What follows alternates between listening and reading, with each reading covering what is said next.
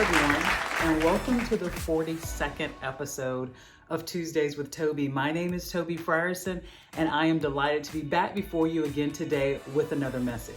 If you did not see last week's message, I want to invite you back to view We Are All Hurting.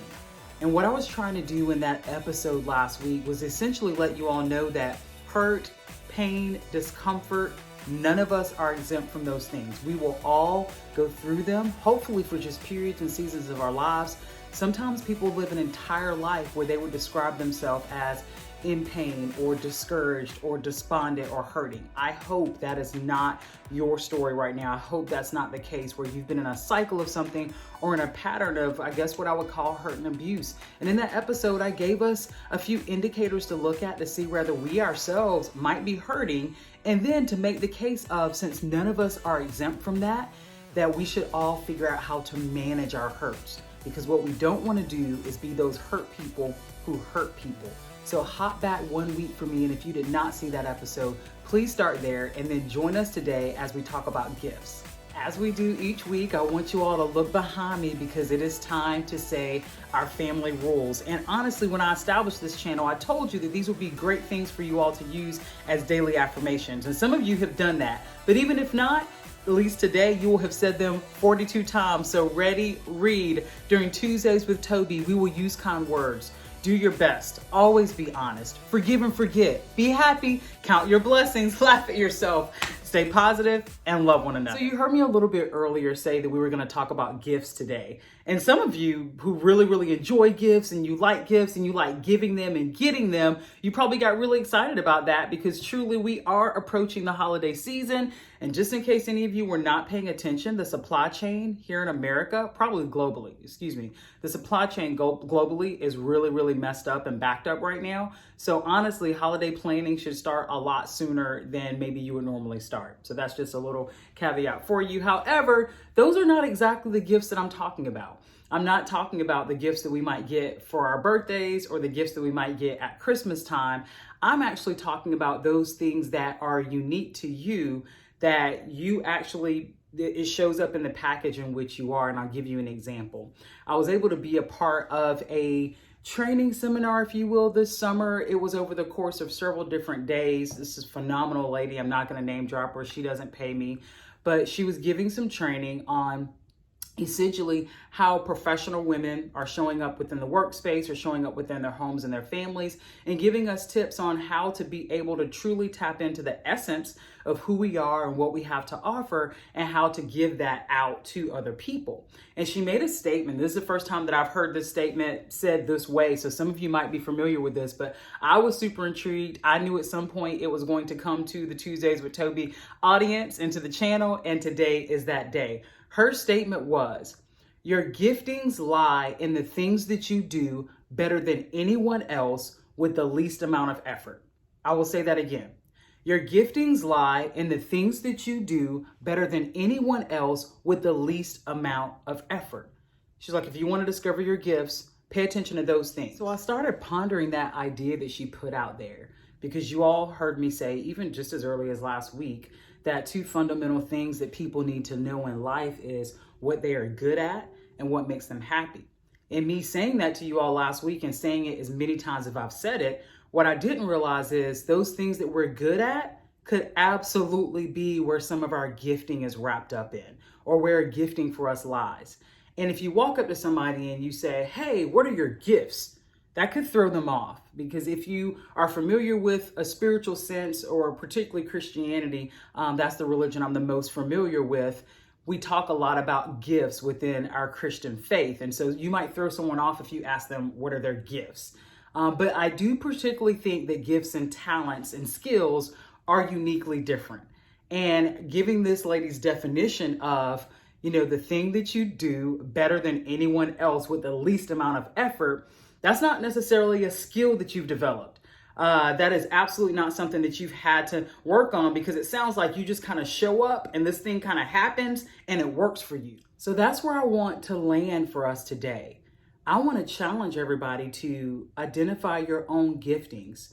When you find yourself within a setting And even now, okay, don't even wait to get in another setting. Go ahead and place yourself mentally in another setting. So whether this is your workplace, so you know the people you work with, whether this is your home, you know the folks who live within your home, whether this is a family gathering. So go to that house, that popular place where everybody ends up, and put yourself in there. And now examine the people in those rooms, examine the room themselves, and then start looking at yourself. And what is it that you're bringing to those spaces that nobody else is bringing? Or, you know, yours has a little bit of an edge to it, or you get attention for that thing. Positive attention, please, not those of us who are you're already always getting our hands smacked or told, stop doing that or stop saying that. But I am going to bet today that either you already know what I'm talking about, you've already identified some things because you've done some of this work and you know yourself really well, or as I've tried to help you place yourself in these settings, you're starting to kind of find out like, oh, wait a minute. You know, when it's time for the family meal, everybody asks for my pound cake. They want my sweet potato pie.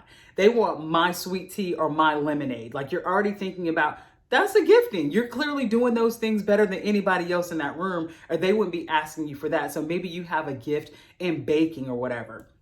Or when it's time for your group of friends to go out, and so you all are all meeting up after work on a Friday night, and somebody says, hey, you know, Toby, you make the plans. Can you send us a couple of activities that we're going to be doing on Friday night? And if you get that opportunity to do that over and over and over again, it may be that you are the planner in the group. You have a gift in putting places and times and spaces together, or just knowing what several people might want to do as opposed to knowing just what you want to do. If you're always getting tapped for that, and it's like, oh yeah, sure, I'll text everyone, and you're doing that with the least amount of effort, you might have a gift in organization. And the way you put things together, people enjoy that, and they know they're going to have a good time, and they know things will be taken care of. So maybe that's your thing. So those are just two quick examples. But what is it for you today? What is that thing that you do with the least amount of effort, but you're doing it better than anyone around you? I'm going to spend some time on this. I have one thing that comes right to mind, and I'm going to share that before we get done today. But it's really laughable to me because it was the thing that repelled my family.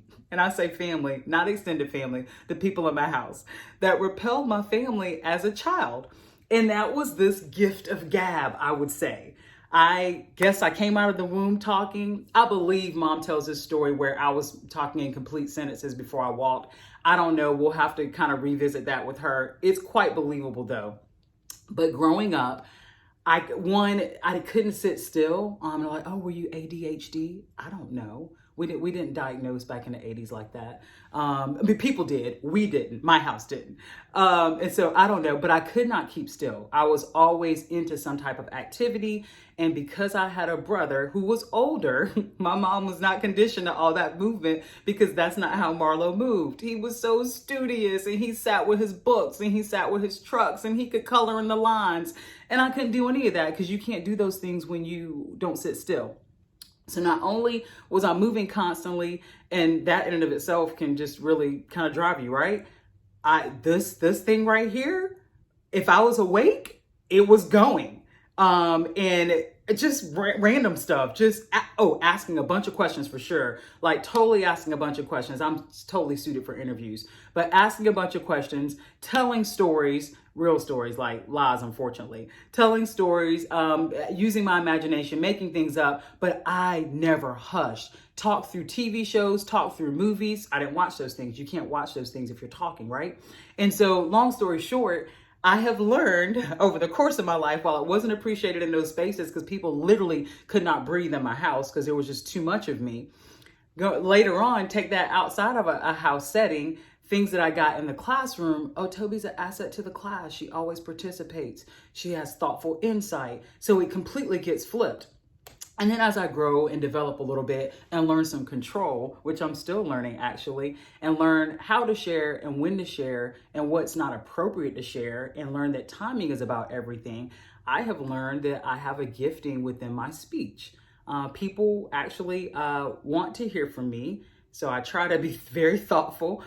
People value some of the things that I say. And also I have learned that if there is a microphone on a stage and there's a room full of people, talk about least amount of effort to do something that maybe no one else wants to do. I am attracted to going to the front of spaces with a microphone and just saying whatever. So that's my personal example of how this gift has played out in me. I do feel like the Tuesdays with Tobe platform and just my voice in general is something that I didn't work on. Yes, I'm working on this platform. Yes, I'm working at getting more comfortable behind the camera and preparing for you all each week. But this was given to me as evidenced by everyone scattering from me in my home growing up. I really hope you all enjoyed this today. I really hope you're gonna take these principles that I've talked about and take the things that I have mentioned and definitely take this statement.